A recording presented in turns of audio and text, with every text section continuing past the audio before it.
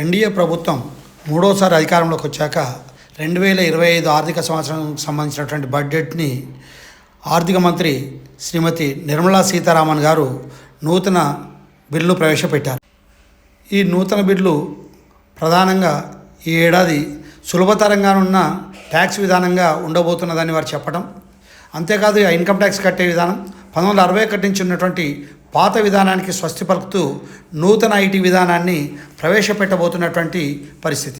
ఈ బిల్లు 536 సెక్షన్లు, 23 చాప్టర్లు, 622 పేజీలతో ఉన్నటువంటి నూతన ఐటీ బిల్లుని ఈ యొక్క రాబోయే పార్లమెంట్లో ప్రవేశపెట్టబోతున్నారు. ఈ బిల్లు ప్రధానంగా నూతన బిల్లు ఏదైతుందో సామాన్య ప్రజలకి, ఇన్కమ్ ట్యాక్స్ కట్టేటువంటి కార్మికులకి ఉపయోగపడేటువంటి బిల్లు. ఈ బిల్లుని సెలెక్ట్ కమిటీకి కూడా పంపడం జరిగింది. ఈ అనేక మంది అధికార పక్షం, ప్రతిపక్షం వాదోపవాదనల మధ్య జరిగినటువంటి తర్వాత వాకౌట్ చేయడం జరిగింది ప్రతిపక్షాలు. ఈ లోక్సభలో ప్రస్తుతం ఈ బిల్లును తగ్గట్టుగా కొత్త బిల్లును ఏర్పాటు చేశామనేది నిర్మలా సీతారామన్ గారు చెప్పడం జరిగింది. ఈ కొత్త బిల్లులో మధ్యతరగతి ప్రజలకు మేలు జరుగుతుందని, సామాన్య కార్మికులకు మేలు జరుగుతుందనే విషయాన్ని చెప్పడం జరిగింది. ఈ కొత్త బిల్లు మధ్యతరగతి ప్రజలు స్వాగతిస్తున్నటువంటి పరిస్థితుల్లో ప్రతిపక్షాలందరూ, విపక్షాలందరూ కలిసి రావాలని కూడా నిర్మలా సీతారామన్ గారు సభలో చెప్పడం జరిగింది. ఈ యొక్క సభ వాడివేడిగా జరగటం, ప్రతిపక్షాలు వాకౌట్ చేయటం, ఈ బిల్లుని యథావిధిగా యొక్క సెలెక్ట్ కమిటీకి పంపడం జరిగింది. తదుపరి ఈ పార్లమెంట్ సమావేశాలను లోక్సభ మార్చి 10కి వాయిదా వేసినట్టుగా స్పీకర్ వెలుపుచ్చడం జరిగింది. ఈ నూతన ఐటీ బిల్లు ప్రధానంగా ఈ పార్లమెంట్ సమావేశంలో ప్రవేశపెట్టడానికి మూల కారణం, ఆదాయ పన్ను చెల్లించేవారు కార్మికుల సంఖ్య, ప్రజలు చాలా తక్కువ మంది ఉన్నారు. ఆదాయ పన్ను ఎగవేసేటువంటి వాళ్ళ సంఖ్య ఎక్కువ ఉండటం వల్ల ఎగవేతదారులను కట్టడి చేయడం కోసమే ఈ యొక్క నూతన బిల్లు తీసుకురావడం జరుగుతున్నదనే విషయాన్ని కూడా మనకు అర్థమవుతుంది. అంతేకాదు, ఎవరైతే ఇప్పుడు ప్రస్తుతం ఆదాయం చెల్లిస్తున్నారో ఆదాయం చెల్లించేటి వారికి సంఖ్య చాలా తక్కువ ఉండటము, వారికి భారం పడటం కూడా జరుగుతుంది. వారి భారం తగ్గాలి అంటే ఆదాయం పరిధిని తగ్గించాము, కానీ ఆదాయ పన్ను చెల్లించేటి వారి సంఖ్య తప్పించుకునే వారికి ఒక ముగుతాడు వేసేసి వారిని ఆదాయ పన్నులోకి తీసుకురావడం కోసమే ఈ చట్టం తీసుకొస్తున్నాం. రాబోయే రోజుల్లో ఇప్పుడు కట్టేటువంటి ఆదాయ పన్ను చెల్లించేటువంటి వారు ఎవరైతే ఉన్నారో వారికి ఆదాయ పన్ను భారం ఇంకా మరి తగ్గడం కోసం ఉపయోగపడుతుంది అనేటువంటి ఉద్దేశంతో మేము ఈ విషయాన్ని ప్రవేశపెట్టాం. దానికి నిరసనగా వాకౌట్ చేయటం అది దురదృష్టకరమైనటువంటి విషయం అని కూడా సభ పేర్కొనడం జరిగింది. తాత్కాలిక ప్రయోజనాల కోసం కాకుండా రాబోయే రోజుల్లో భవిష్యత్తులో ఆదాయ పన్ను చెల్లించేటువంటి వారికి భారం పడకుండా ఉండటం కోసమే మేము ఇటువంటి నిర్ణయాలు తీసుకుంటున్నాం అనేటువంటి విషయాన్ని వారు చెప్పారు. ఈ యొక్క బిల్లు రాబోయే సెషన్లో ఫస్ట్ డే ఐటీకి సంబంధించినటువంటి బిల్లు పైన చర్చ జరగబోతున్నదని కూడా వారు చెప్పారు. నివేదిక, చర్చ పూర్తి స్థాయిలో ఉంటుందని రాజ్యసభలో ఇటు పార్లమెంట్లో కూడా చెప్పడం జరిగింది. దీనికి అందరూ సహకరించాలి. ఈ యొక్క బిల్లును ఆమోదింపజేయడం కోసము మీరు సహకరించాలి.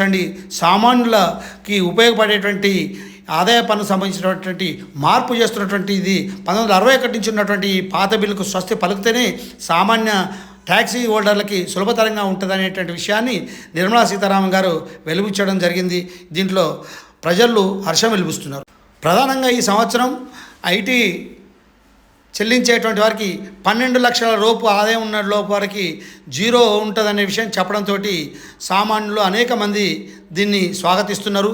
ఈ మధ్యకాలంలో ప్రతిపక్షాలు కూడా ఢిల్లీలో జరిగినటువంటి ఎన్నికల్లో ఓడిపోయాక, బీజేపీ గెలిచాక, ఎన్డీఏ ప్రభుత్వం గెలిచాక మీరు అక్కడ ఆదాయ పన్నుకు సంబంధించిన విషయము మీరు 12 లక్షల వరకు జీరో ఉంటుందని అన్నారు.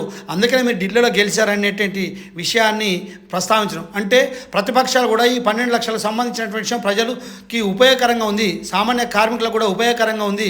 ఐటీ ఈ బిల్లుతో పాటు ఈ బడ్జెట్ సమావేశాల్లో ఆర్థిక శాఖ మంత్రి గారి దగ్గర నుండి ప్రజలు ఎదురు చూస్తున్నారు. సామాన్య ప్రజలు, కూలీలు, రైతులు, వ్యాపారులు ఎదురు చూస్తున్నటువంటి సందర్భంలో ఈ ఆర్థిక సంవత్సరం ఇన్కమ్ ట్యాక్స్ కాదు, వారికి సంబంధించినటువంటి అనేక సవరణలు కూడా చేసేసి మేలు జరిగేటువంటి బడ్జెట్గా ఉండాలని కూడా ఈ యొక్క ప్రజలు కోరుకుంటున్నటువంటి పరిస్థితిలో ఎన్డీఏ ప్రభుత్వానికి రాబోయే రోజుల్లో మేము మీకు మద్దతుగా ఉంటాము, కానీ మాకు ఇచ్చేటువంటి భారాన్ని తగ్గించండి అనేది కోరుతున్నారు. గృహోపకరమైనటువంటి వస్తువులు కలర్స్ మీద కానివ్వండి, అదేవిధంగా ఎలక్ట్రికల్ సామాన్లు, గృహోపకరమైనటువంటి అనేక సామాన్లు, వ్యవసాయం చేసుకునేటువంటి వ్యవసాయ వస్తువులు, పౌల్ట్రీ ఫామ్లో పనిచేసేటువంటి వాళ్ళు, పౌల్ట్రీకి సంబంధించినటువంటి ఓనర్సు, ఈ విధంగా అనేక విషయాల్లో కూడా కేంద్ర ప్రభుత్వం తీసుకునే బడ్జెట్ సపోర్ట్ ఉండాలనేది కూడా కోరుకుంటున్నారు. అదేవిధంగా గనులకు సంబంధించినటువంటి బొగ్గు గనులు, అదేవిధంగా వ్యవసాయ కార్మికుడు, వ్యవసాయ ప్రజలు, వ్యవసాయాన్ని చేసేటువంటి వారికి ఉపయోగకరంగా ఉండేటువంటి వస్తువులు ఏవైతే ఉన్నాయో, కొనుగోలు వస్తువులు, వ్యవసాయ పనిముట్లకు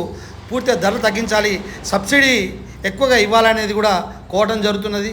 అంతేకాదు వ్యవసాయదారుడు పండించినటువంటి పంటకి గిట్టుబాటు ధర ఉండాలని, రైతులకి ఖచ్చితంగా వారు ఏదైతే పండించినటువంటి ప్రతి గింజ కొనుగోలు చేయడానికి మీరు ముందుకు రావాలని, ఇటువంటి వాటి అన్నిటి కూడా రైతులకు మేలు జరిగేటువంటి బడ్జెట్గా ఉండాలి, సామాన్య ప్రజలకు మేలు జరిగేటువంటి బడ్జెట్గా ఉండాలనేది కోరుకుంటూ, సామాన్య ప్రజలు ఎదురు చూస్తున్నటువంటి బడ్జెట్గా 2025 ఉండాలని ఈ యొక్క ప్రభుత్వాన్ని ఈ ప్రజలు విజ్ఞప్తి చేస్తున్నారు.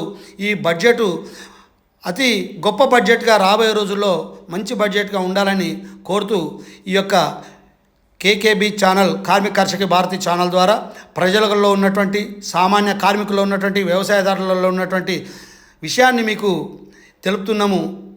ఈ యొక్క బడ్జెటు సామాన్యులకు అండగా, ధైర్యంగా ఉండేటువంటి బడ్జెట్గా ఉండాలని కోరుకుంటూ మీకు విజ్ఞప్తి చేస్తున్నాం.